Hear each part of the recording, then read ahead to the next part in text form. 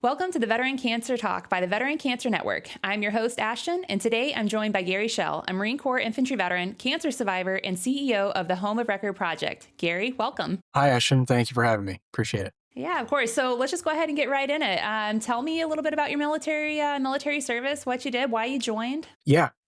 So I am a Marine Corps veteran. I did 5 years. I was security forces to start, and then I went 0311 infantry. Got out in 2016 and joined in 2011. And that took me to a whole host of places, Japan, Middle East, and all that.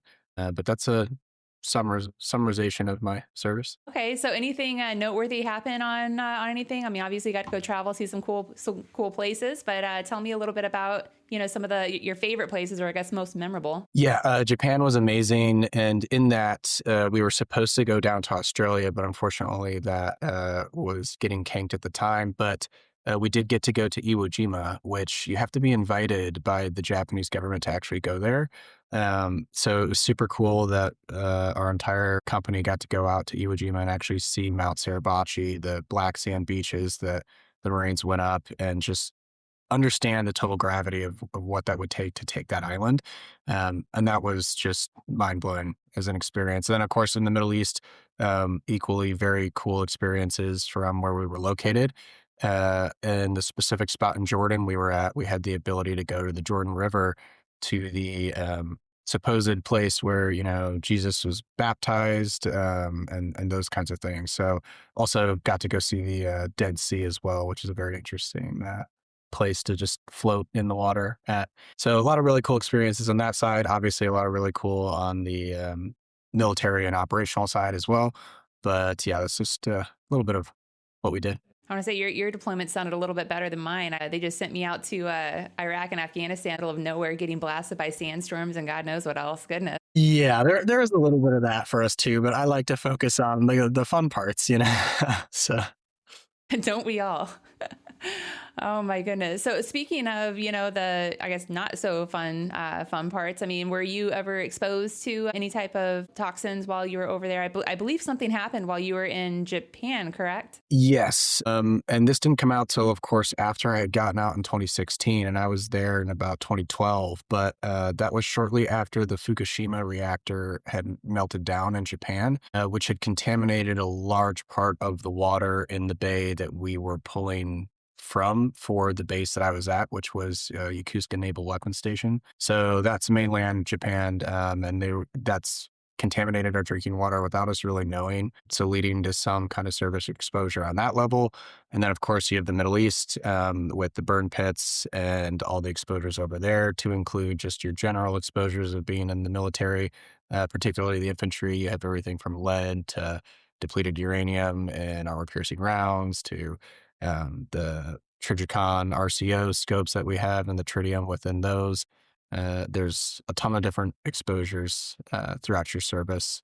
The one I like to recall the most fondly, I guess, was grabbing a water bottle from the pallets in Kuwait that had just been baking out in the sun for months on end, and their plastic water bottles being reheated at high temperatures and being drinking. So whole list of exposures for sure. Goodness. Yeah, no, actually, I'm glad that you brought that up. When I was obviously in the Marine Corps, I didn't, toxicity it was not even on my radar. I mean, yeah, I was young, obviously young Marine, didn't really care about that. Thought I was, invincible, but it wasn't until I was in Iraq and I got, pulled for a duty because I got in trouble, and I was having to go to these palletized waters that you have mentioned and sit there and cut into them. Mind you, I'd already been drinking it for like 6 months.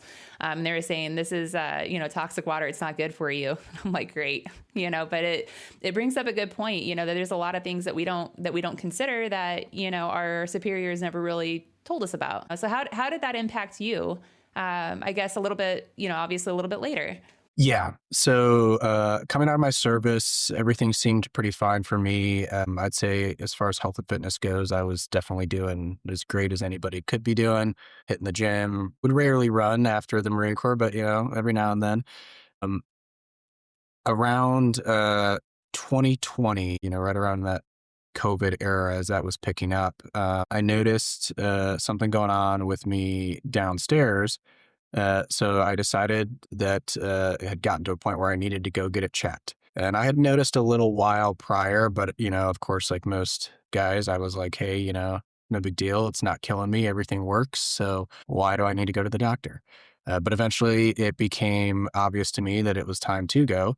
So I went in and got it checked, thinking that the doctor would be like, oh, take this pill, it's this or it's that or whatever, and it'll fix it and you'll be fine. Put me through an ultrasound and they came in and told me, hey, you have a mass and you have testicular cancer.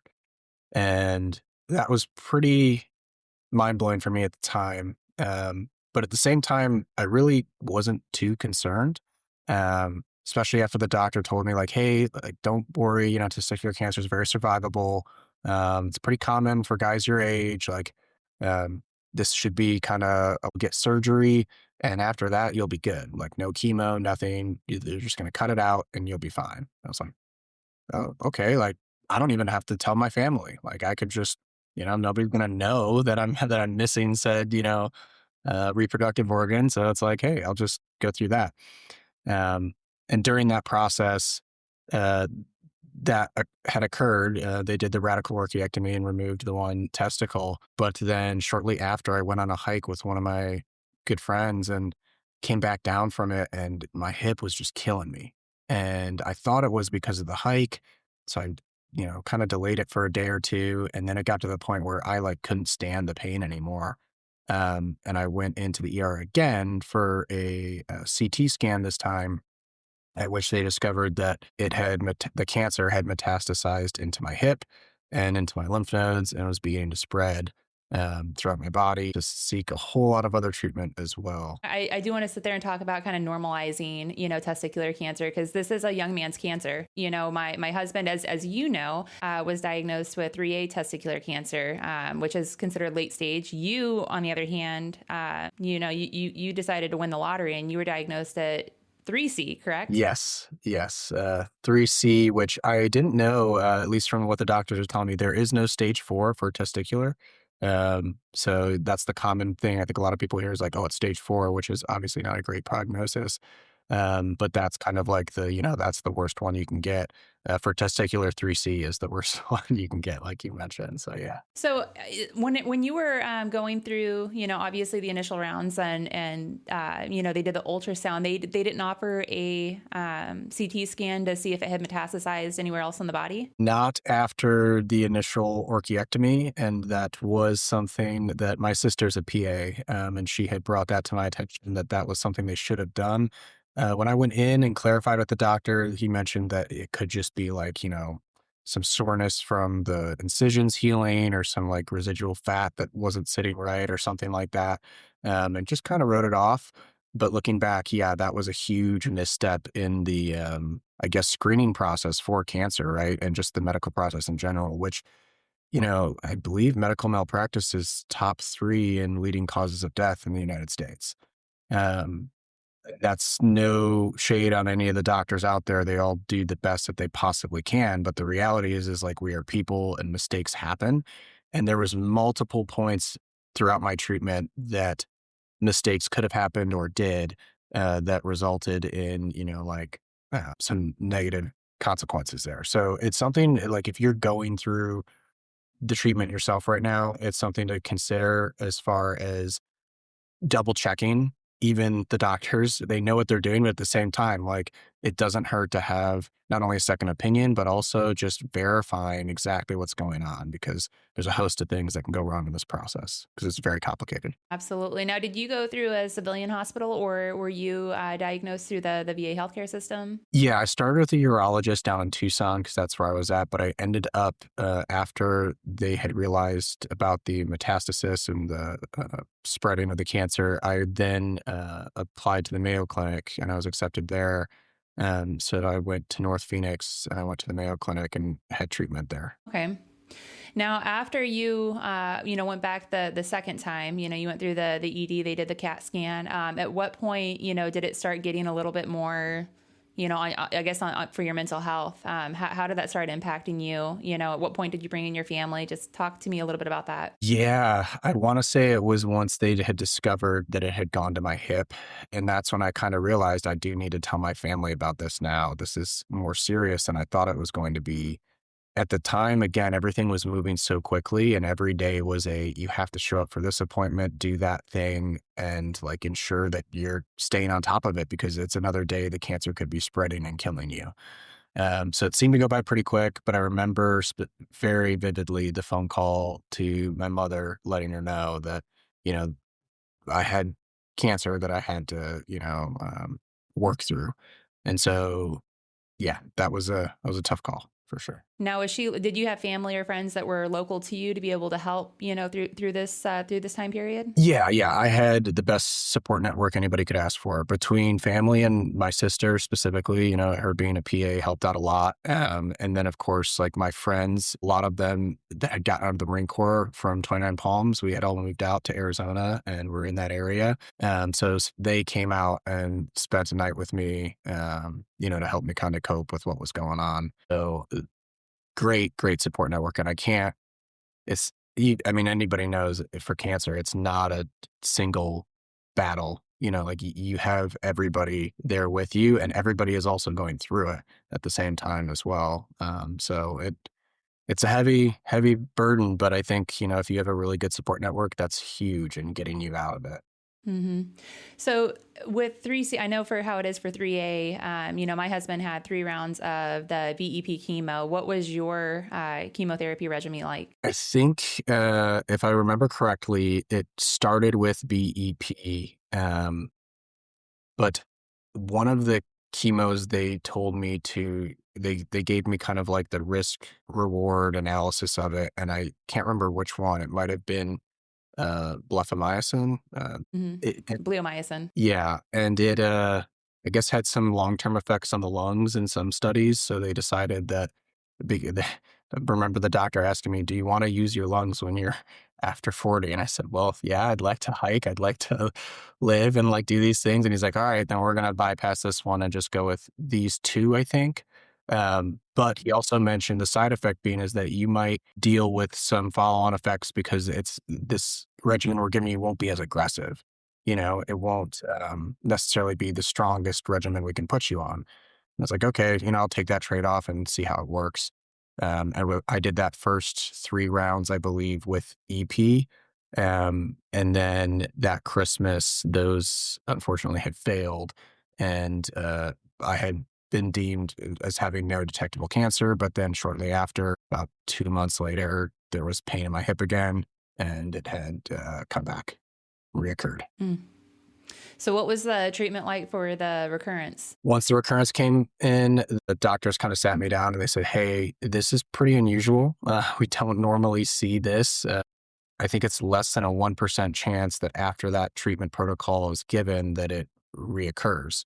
So I won the lottery again there. Decided that it was like, okay, they asked me, "Do you have any like exposures during your life? Like, where did you grow up?" Like, they were asking me all these questions. And then, of course, the military came into, the talks, and they kind of immediately, once I had brought that up, they're like, "Oh, okay, this makes more sense now. We see this more often with military members and aggressive cancers that like don't really react to the normal stuff." Um, all right. And then they kind of adjusted my treatment plan from there to it was called VIP. Um, I forget the exact chemos that were involved in that, but I do remember them mentioning that it was a similar protocol to Lance Armstrong and what the chemos he had gone through for his treatment. And that was some pretty high dose chemotherapy. And then from there, they put me through what's called a tandem stem cell transplant, which is a crazy process where they start by giving you some version of like growth hormone that will cause your bone marrow to produce more stem cells. And so those stem cells get produced and they start floating around in your blood. And then they put what's called a trifusion in your chest. And it's this like large kind of catheter almost that goes into directly to your heart. And they pull all of your blood, well, not all of it, but some of your blood out, and they sift through and they pull the stem cells out specifically and then give you that blood back. So they do that process. And once they have a bag full of your stem cells, which is like a kind of like off-white looking color liquid, they put that into a little keg of liquid nitrogen and they freeze it and put it in the basement for a later date. And so you do that as many times as it takes till they have enough stem cells to do the two transplants. And so after that, they put you in a room that you're confined to for 2 weeks. You can't leave it. You can't go outside. You can only have screened visitors. And that was probably the hardest part of my entire treatment. Not other than just not being able to like breathe fresh air and have the feeling of like the sun on your skin. I have an overwhelming sense of gratitude now walking outside and feeling the sun just because of that 2 week stay. But you stay in that room for 2 weeks and they give you high dose chemo and you're essentially stuck in there getting that high dose chemo that kind of runs through you. The first rounds weren't like incredibly bad. They were definitely tough, but they weren't too terrible. But as most people who have seen cancer before know, chemo, like it's cumulative. So it doesn't quite hit you at first, but then as you progress and start getting more and more and more, it gets worse and worse and worse. After they get you as close as they can to being dead, they give you your stem cells back. And those stem cells know to go back into your bone marrow, regrow, and heal your body. And so they do that once. That's one transplant. And then I think I had like a 3-week break, of which they let me out of the hospital. I got to go live a semi-normal life for those 3 weeks. And then you go right back for another one in that same round. And so you do that whole process again. And then at the end of that, um, the goal is that you have zero detectable cancer and it stays that way. And that has about, I think, a 70% success rate. And so far, 4 years cancer free. Well, congratulations. I do want to circle back though on something that you had said. So when you were going through the Mayo Clinic, they did not know that you had military service and, service related exposures, that could have led to your diagnosis, correct? No, they didn't. Not initially coming in. So it baffles me because I know the VA was paying for your treatment, correct? No. Oh, they what? Okay. No, I didn't get service connected for this until 2022, just after the PACT Act had come out. Prior to this was all through private insurance that I had through my employer at the time.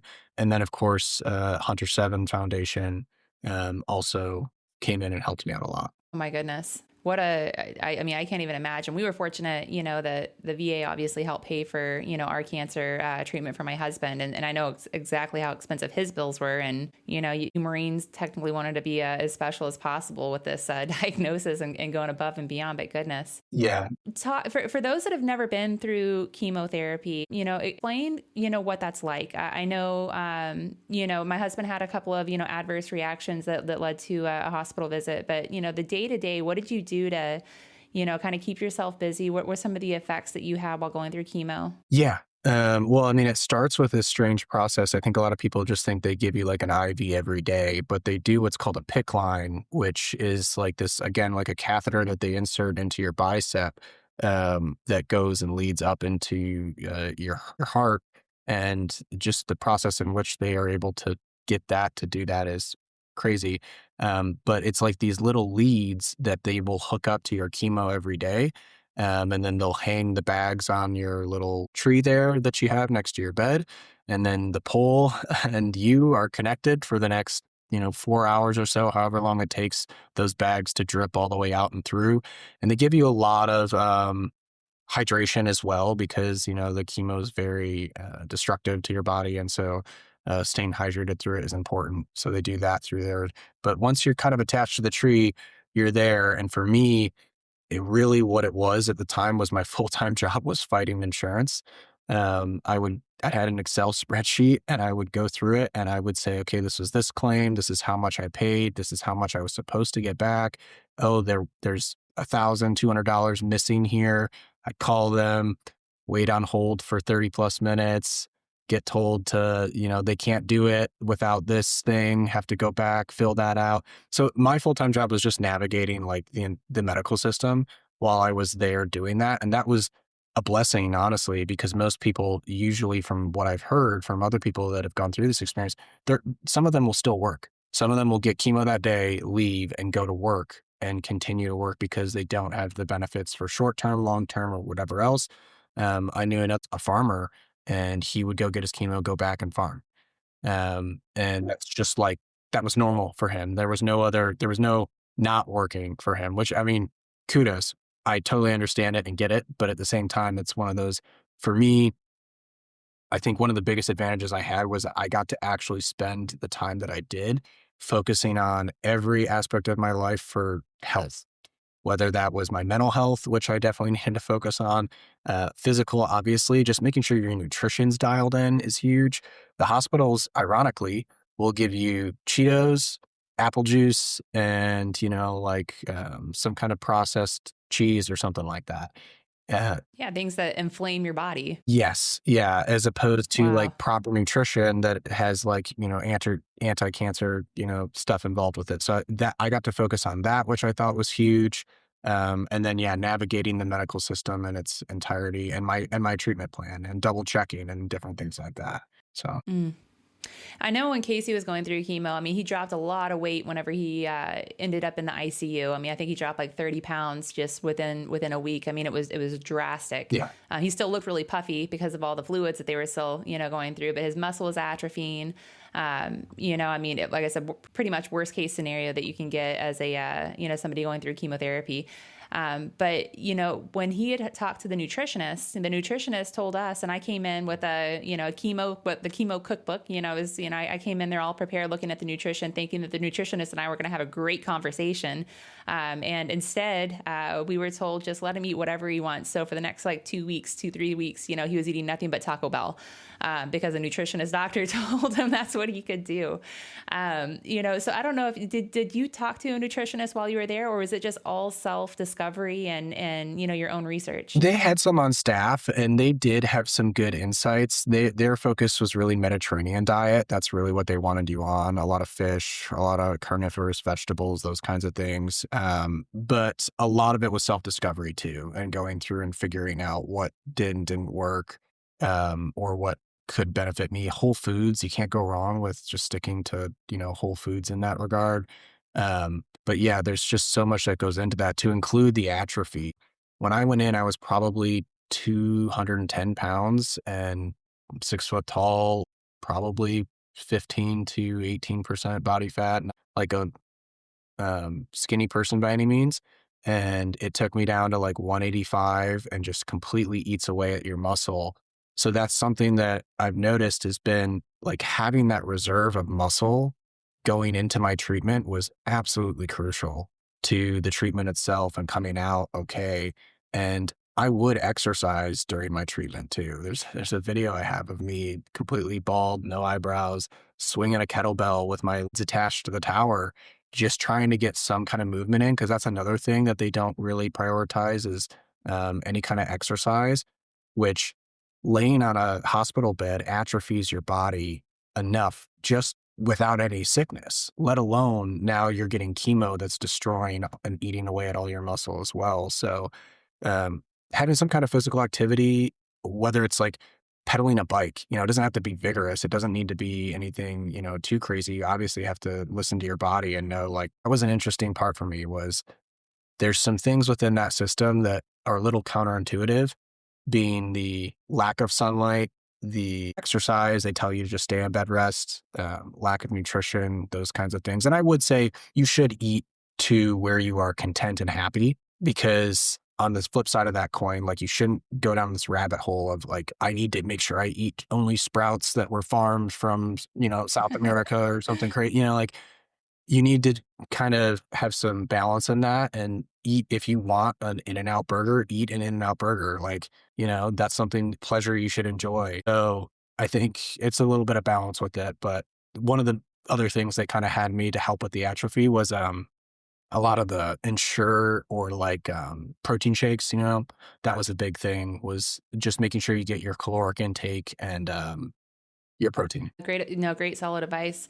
Now, you had touched on, being in the hospital for, those 2 weeks, not allowing people in, only having video visits. I know going just through all of this anyways takes an emotional toll, on you, but I can only imagine, when you're, segregated like you are from your friends and family, especially during, COVID time frame. I mean, you really have to, play the system to be able to get loved ones in there. But how did you stay positive, I guess, throughout this entire time, or did you struggle with your mental health, and if so, did you reach out to anybody? Yeah, I definitely struggled with my mental health throughout all of this. As I was starting, probably right around the time I um, realized it had metastasized to my hip, wife at the time, her and I split up. So there was that was another thing I spent my time doing was filing, for divorce during dealing with insurance while being in the hospital. And like you mentioned, COVID was going on. So that was a pretty significant barrier at the end of the day, as far as like getting timely appointments for things. All those things to say, like, yes, my mental health was very much suffering. And thankfully, I was able to utilize the Headstrong Project. They are a free mental health resource for veterans. They heard my story, and it's not their typical, I don't believe, because, most veterans that are utilizing them had PTSD or some kind of military experience that's led them to suffer from mental health. My military experience, thankfully, was, you know, relatively a low burden on my mental health. It was what came after that was really the burden to bear there. And they took me on, and I had free mental health counseling for about 2 years during that process and after. So that was huge for me. But I would say that there were a few times in the hospital that I really did grapple with the concept that I probably wouldn't make it out, and that I could very well die in this hospital here after going through this treatment, whether it's I'm pursuing the treatment so much so that the chemo kills me, or that the cancer is just too aggressive and nothing works and it kills me. Um, and I got to reckon with God for. I remember one night waking up or something like that, and just hearing people in other rooms nearby, like crying or wailing, asking God, like, if you see it fit to give me a second chance, like I will do something with my life to give back. Like I can make you that promise if you think that I am, worth a second chance. And mental health wise, like it was very tough to grapple with that. And I had such a good support network of people that would come see me or be there for me. My brother flew out from Nashville to spend, a month with me. He decorated my room like a kid's room with a bunch of dinosaur stuff just to like play joke on me and like, have the nurses come in and think that there was like a small kid come in, and instead it's like a 27-year-old man. So yeah, just like the greatest support network ever that could take those moments of like despair and turn them into, hey, like we're here for you and you're going to get out of it. And now being out of it on the other side, like I truly understand the reason I went through that and the cross that was to bear, and why I have purpose now doing what I do now, helping other people. So. I love that. So what's it been like after your cancer diagnosis? You went through both treatment protocols and everything. What has been the surveillance like for you? It's been pretty good, honestly. So I started surveillance at the Mayo Clinic for a while until the PAC Cancer Service connected through that, and then from there I moved over to the VA and started surveillance with them. And really, it started out with every quarter I would get an MRI or a PET scan. PET was really nice because it shows everything on your body, and whether there's any cancer, it's going to light up. So it's pretty detailed, but it's very expensive. And on top of that, there's a pretty decent radiation load with it for your body. So MRI was kind of like the nice one because other than the contrast, which there's debates on how bad that is for you, um, there's no radiation load because, it's magnetic. So the option was to opt for MRIs, but that really only works if you're with the VA. If you're using like private insurance, that's extremely expensive for MRIs and PET scans versus CT scans, which CTs, again, great imaging tool, but you're going to have a higher load of radiation from it. So if you're getting one every quarter for the next, 2 to 3 years, that can potentially give you more cancer. So you want to try and opt for something, a screening process that's the best. Thankfully, I got MRIs and PET scans to start, and then I have been doing MRIs as of late, and I think now I'm down to one yearly. And so on the fifth year, they stop scans for surveillance, and you just go back to blood work every year. But I do blood work and those imaging scans multiple times every year. They just kind of like triage it down as you progress. And then at that fifth year, that's kind of like the gold standard of like, you are officially cancer free. Like, ideally, there's no more recurrence. So I know Casey was a part of a study, through Rush Hospital when they were actually doing the blood screening. I think it was done, quarterly for a little while, every 6 months. But testicular cancer usually does not show up in the blood work, for that. So are you a part of any studies for, that blood screening to see if there's any cancer cells in your body? I'm not, and I kind of wish I was. There's been a few that I've heard of since. It's just been with life and how busy everything is. But there's a few I've heard of where they can actually, if they have a biopsy from your tumor, they can map the genetics of it and essentially screen your blood for those specific cells. And if there's any detected, like they can create a bespoke like chemo for it, essentially. There's all kinds of stuff that I've heard coming down the pipe that's like very good. My doctor at Mayo told me like, hey man, if you make it through this, like for the next 5 years, they're probably going to have something that's close to a cure. So like just hang in there. And I think he was probably pretty close to being right. But I'm not part of any studies as of now. For me, if my LDH, the lactate dehydrogenase, if that gets very elevated, it's a pretty clear sign that it's back for whatever reason. But that can also depict like, chronic stress and fatigue and, like it's essentially I think it's a biomarker for like a cell breakdown. So there's a number Hmm. of things that can cause it. So it's not like is LDH Yeah, high? it's too many variables. Yeah. Or yeah, I think it's LDH, but yeah. So that's kind of the one we've been going off of. But other than that, and there's other tumor markers too, but those usually like kind of how you mentioned, they weren't really like dead giveaways that it was happening or not. Hmm.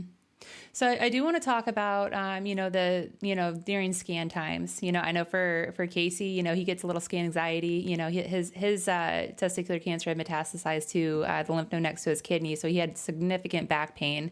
But do you ever feel any residual pain when you're getting closer to the scans, or you just pushing through and powering through? Yeah, no, thankfully not. If anything, it's the claustrophobia of being in the tube, like, and the just humming of the machine and sitting still, doing the breathing, and yeah, for those that have never been through a scan, it's a pretty interesting process depending on, I mean, which scan you do, but MRIs pretty loud. I didn't realize how loud they were. You get like headphones that you got on there, they put them on, yeah, thankfully, um, and then you're just you have to stay still for the imaging.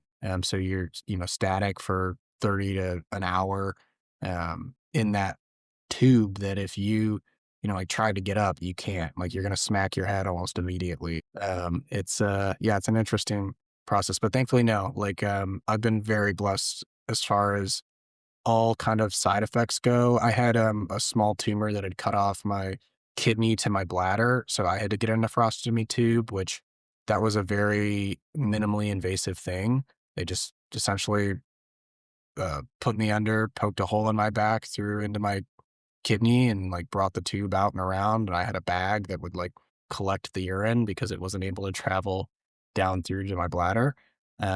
But as far as like any side effects go, almost none. The biggest one for me, unfortunately, was I am now, infertile. So trying to have a family at this point has become more difficult, but thankfully, this is a huge thing. If you get diagnosed and you want to have a family, bank your sperm as a male. My doctor told me that like nonchalantly. I was like, oh man, you don't have to, but sometimes it's a side effect that happens. So, like might be something to look into. And I'm so grateful now that I just went and did it. Um, because if I didn't have that, I would not be able to have kids biologically. So that was a pretty big side effect. in that note, but sometimes for testicular, testosterone gets affected as well. Thankfully for me, that wasn't an issue. My testosterone levels are relatively normal after the fact, um, because it was only one testicle for me, and therefore, like, I still have one, and that uh, essentially like picks up the slack more or less.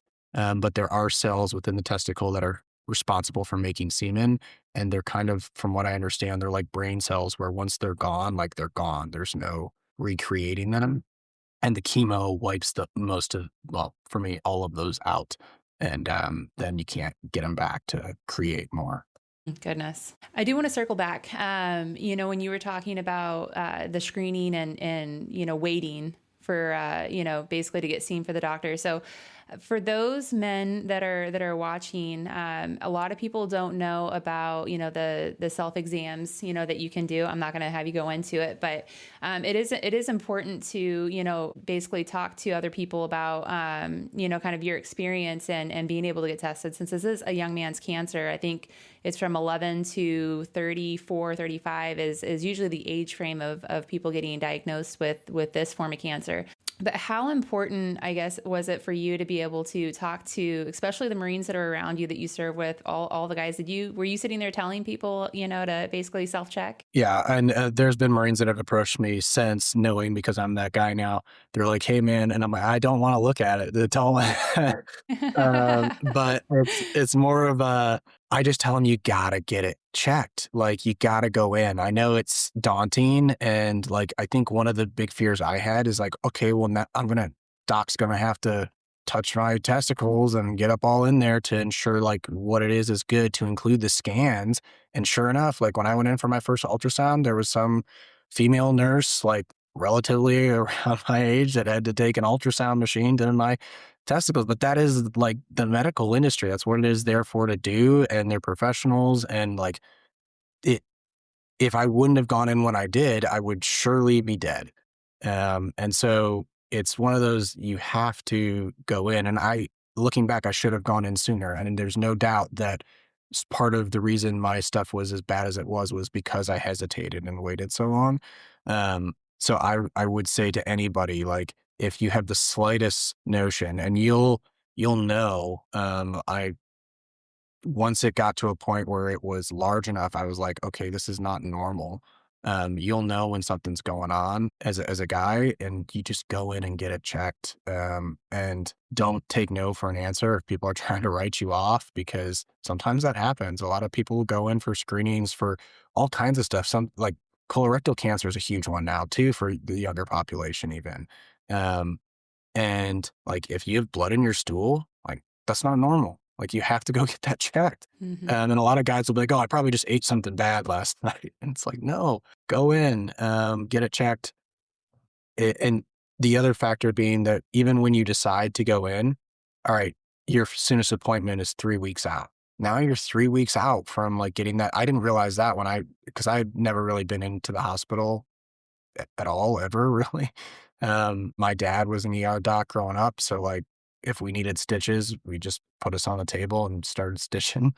Um, we really never went into the hospital. I didn't know what that system was like, or that it would take 3 weeks just to be seen.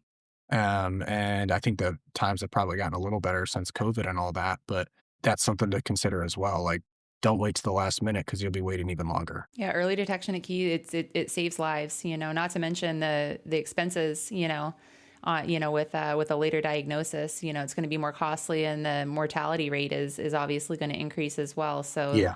great solid advice. Yeah. Now, I do want to, talk a little bit about the work that you are doing. So you kind of made that deal with God when you were in the hospital, saying, I'm going to be a better person. How, like kind of just tell me a little bit about your project, what you have going on in your world. Yeah. Yeah. I didn't know what that was going to be when I was in the hospital. I was just, really coming to terms with all of that. But I knew I wanted to do something to give back, and particularly to veterans. And at first I was kind of considering reaching out to Chelsea at Hunter 7 there and saying like, "Hey, you guys have any positions available? Like I'd love to come work in this space and help the other veterans with cancer, because it is such a huge thing." It's such a massive, complex problem to navigate. So if you have any insight in that realm, like you're really of value to those veterans that are going through it. But ultimately, I decided one of the things I had inadvertently gotten exposed to going through this was real estate because I was down in Tucson and I couldn't make a 2-hour drive to go get chemo every day to the Mayo Clinic. So I was fortunate enough, I had to liquidate part of my retirement to purchase a condo right up there by the clinic so I could go back and forth from the clinic to the condo. And then I started renting out my Tucson place because it was just sitting there vacant. And then when I eventually had finished treatment, I moved back down to the Tucson place and started house hacking with the people that were renting it. And I started renting out the condo. And that led me to buying another property. And then before I knew it, I had a couple in an Airbnb now and all that. And so I realized through real estate and being in the veteran space in Arizona and wanting to help veterans, one of the biggest pain points I saw was housing. A lot of veterans struggle with housing and remaining stably housed. And you can imagine how much harder it is for somebody with mental health or PTSD to get the resources they need when suddenly they become unhoused because of more than likely the underlying PTSD and all those other factors. So um, for me, I was like, that's the space I think I can do the most with is helping veterans find housing. So we started what's called the Home of Record Project. And the concept being like when you get your DD 214, it has your home of record wherever you came from. I want veterans to find their next home of record. I want them to find that next place that they can set roots and say, like, this is my home and take pride in that. And I think our organization does a great job at getting them through that journey to find that new home of record. Whether that's taking them literally off the street to getting them stably housed, or whether that's helping a family that is just got foreclosed on and has nowhere to go. Those are kind of the areas that we like to cover down on. And um, we have a really exciting project that's being launched here in Mesa, Arizona, where we're housing up to 30 veterans at a new property that we were just able to acquire. So super excited about that. Super excited to do more good work to help them. And I am just incredibly blessed. I have, I think it was Eleanor Roosevelt that said, some people wonder if they've ever made a difference in the world, and Marines don't have that problem. I mean, I didn't, I didn't leaving the Marine Corps, but now I really don't. Like now with this second thing that has happened to me, I've been able to get so much purpose from being able to get back and do this kind of mission that I could not see my life going in any other way. So. Oh, that's amazing. So if there's any veterans that are in the, Arizona area and they're looking for, basically your resource, how best should they reach out to you? The homeofrecordproject.org. We have a website. You can reach out for pretty much anything on there, to include our email, which is just the info@homeofrecordproject.org. We also are on most of the socials, Instagram, Facebook, all that good stuff. Now, you mentioned something that the reason why you ended up, obviously doing this is because there wasn't a lot of respite or medical district housing available, near them. I know in some larger cities they offer that. Yeah. Any thoughts in expanding into more of the short term for medical medical needs for like either transplants or those that are going through chemo radiation? Yeah, I would love to do that. Probably outside of the nonprofit, but maybe even in it at some point. But I would love to do that. I currently do kind of the full circle thing. That condo that I had there by the Mayo Clinic, an anesthesiologist for the clinic currently is my tenant there. So it's super nice to be able to say like there's somebody there who is actively assisting people at the clinic that are going through that today, and that is a huge barrier. I have a 100-pound Great Pyrenees German Shepherd mix dog that I was taking with me through this treatment. And so that was another thing I was navigating was who's going to watch my dog from this time to that time while I'm getting treatment. He can't come into the hospital. He's not a service dog. Um, and finding somewhere to stay, I would look for an Airbnb, no pets allowed, and it was just this like back and forth of trying to find a place that was close enough that didn't have to drive very far because once you finish chemo, you're technically not supposed to be driving or any of that. You're supposed to have a designated person to do all that for you, a caregiver. Um, so yeah, it was definitely something to navigate, and I would love to do more in that space, but it is it's tough. Housing is not cheap, I think anywhere now at this point. So, um, navigating that is, yeah, difficult. Yes. So for those that are listening, they're about to go through either chemotherapy or some major health initiative, I guess. What advice would you give to somebody now just starting their journey? You gotta have some grace for yourself and give a lot up to, uh, to God. There's only going to be so much that you can handle. And I think for what helped me was to split my life up into these different categories of my mental health, my physical health, my financial health, and like nutrition and all those different things, and just focus on healing myself and put pretty much everything else on the back burner for the time being. And taking that focus on yourself to do those things, taking 10 minutes every morning when you wake up. Cop outs, you have to do it. 10 minutes just to give gratitude, just to sit there and think about taking in another breath and how amazing that is. Those things really helped me going through it because there's going to be so much that is outside of your control and so many different things that get thrown at you. You have to try not to let them get into your head and have you spiral and all of that. You have to have that fundamental belief that there's a purpose behind this, that you're being sharpened, that this is your journey to go through. And if you do that, I think you will see the other side. Positive attitude is always really good too. I talk to a lot of nurses, and I always would ask them, like, hey, you've been here like X amount of time. What's the secret? Like, what are people doing? What do you see in people that make it out of here and those that don't? And every single nurse said, the ones that make it out are happy. They just have a good attitude. They're nice.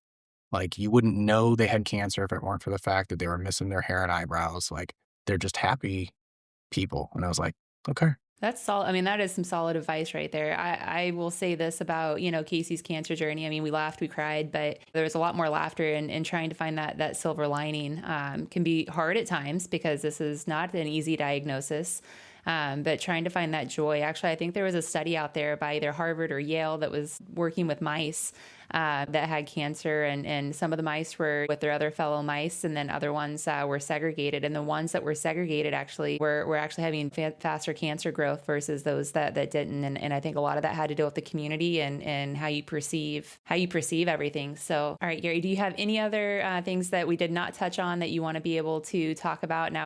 The only other thing I could think of is how much the Marine Corps parlayed into my journey.